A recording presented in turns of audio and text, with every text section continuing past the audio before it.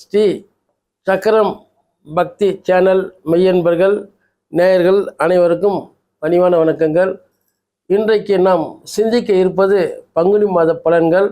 அதற்கு முன்பாக பங்குனி மாதத்தின் சிறப்புகளை மேற்கொள்வோமாக. ஆக பங்குனி மாதத்தில் மீன ராசியில் சூரிய பகவான் பிரவேசிக்கின்ற காலமே பங்குனி மாதம் என்று அழைக்கப்படுகிறது.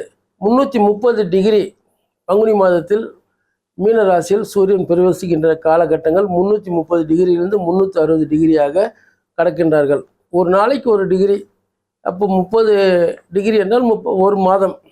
ஆக இப்படி இருக்கின்ற காலகட்டத்தில் அங்கு சூரிய பகவான் பிரவேசிக்கின்ற அந்த பங்குனி மாதம் எப்படிப்பட்டது என்றால், அந்த பங்குனி மாதத்தில் காரைக்கால் அம்மையார் முக்தி அடைந்தது. மகாவீர் ஜெயந்தினுடைய நினைவு நாள். மேலும் பங்குனி உத்திரம் வருகின்றது.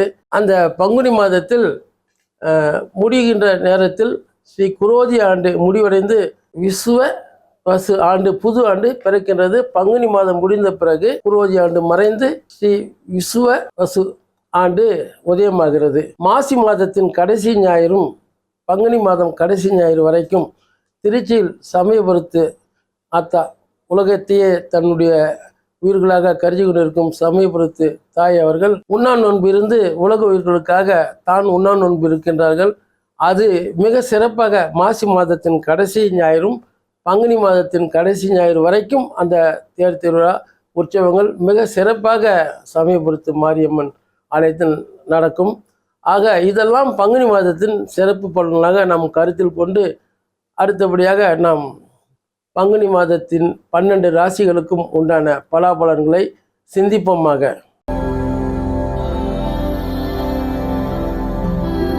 சிம்மராசி நேயர்களே, உங்களுக்கு குரு சுக்கிரன் வீடு பரிவர்த்தனை யோகம் நடந்து கொண்டு இருக்கிறது.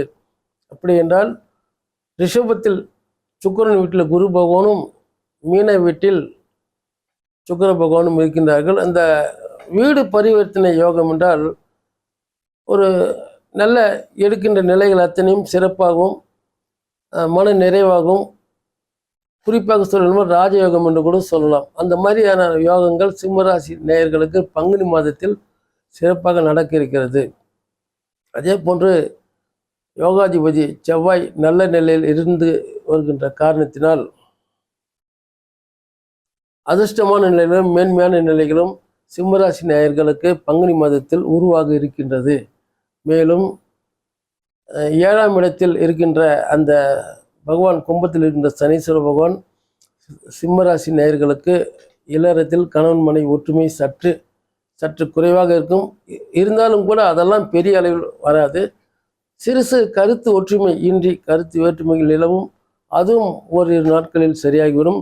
குடும்பஸ்தானத்தில் இருக்கின்ற கன்னியில் இருக்கின்ற கேது பகவான் அந்த வாக்கு கொஞ்சம் நிதானமாக இருந்தால் இன்னும் சிறப்பாக இருக்கும்.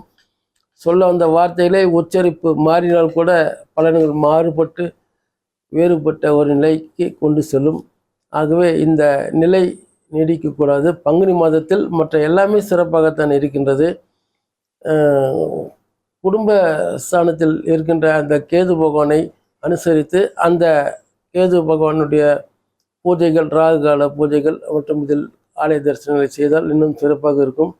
விநாயகர் வழிபாடும் நன்றாகவும் சிறப்பாகவும் இருக்கும். பிள்ளையார்பட்டி விநாயகர் பெருமானை போட்டோ இருந்தால் வீட்டில் வைத்து வழிபடலாம். அந்த ராகு கால வழிபாடும் இன்னும் சிறப்பாக இருக்கும். ஆக பங்குனி மாதத்தில் சிறப்பான ஒரு நிலைகள் இதோ அதோ என்று இருந்து வந்துகின்ற இழுபறி நிலைகள் கூட சற்று மாறி நல்ல ஒரு நிலையை உங்களுக்கு கொண்டு செல்லும். அதே போன்று சிம்மராசி நேயர்களுக்கு 7ஆம் இடத்தில் சனீஸ்வர பகவானால் சற்று அலைச்சலும் ஏற்படும். மன சிரமங்களும் விரயங்களும் என்னடாது என்கின்ற ஒரு சலிப்பு நிலையும் ஏற்படும். ஆகவே இந்த 7ஆம் இடத்தில் சனி பகவான் சற்று சிரமத்தை கொடுத்தாலும் உங்களுக்கு அது தொடர்ந்து நீடிக்காது. அதே போன்று உங்களுக்கு பரிகாரமாக சித்திரகுப்தனுடைய ஆலயங்களுக்கு காஞ்சிபுரத்தில் இருக்கிறது, அங்கு சென்று வரலாம். விநாயகர் வழிபாடு தலை சிறந்தது. இதெல்லாம் செய்து வந்தால் மேலும் குடும்பத்தில் திருமணம் ஆகாத ஆண் பெண்களுக்கு திருமண பேச்சுவார்த்தைகள் நடக்கும். நிச்சயமாக கைகூடி சுப மங்களமாக மங்கள காரியங்கள் இல்லத்தில் நடக்கும். ஆக ஆழியார் தரிசனம், சாப விமோசனம், இதுவரை எனக்கு தெரிந்தது என் மனதில் உதித்த சில கருத்துக்கள், இறைவன் தந்த கருத்துக்களை உங்களுக்கு இறைவனர்களால் வார்த்தைகளாக தந்தேன். ஆக இது எல்லாம் எப்படி இருக்கும் என்று பார்த்தால், ஜனன கால ஜாதகம், கோல்சாரம் மற்றும் உடுமகா திசை, இந்த மூணுத்தையும் ஒரு ட்ரையாங்கிளாக கொண்டு வந்து அதுலேருந்து ப்ரொடிக்ஷன் கொடுக்கணும். நாங்கள் அந்த கால கோல்சாரம் கால நிலைகளை கொண்டு இங்கே இருக்கின்ற அந்த கிரகங்களின் அமைப்பை கொண்டு இறைவனுடைய அனுமதியோடு வந்த கருத்துக்களை உங்களோடு பகிர்ந்து கொண்டோம். எல்லா நேயர்களும் எல்லா வளமும் பெற்று சிறப்பாக இருக்க வேண்டும்.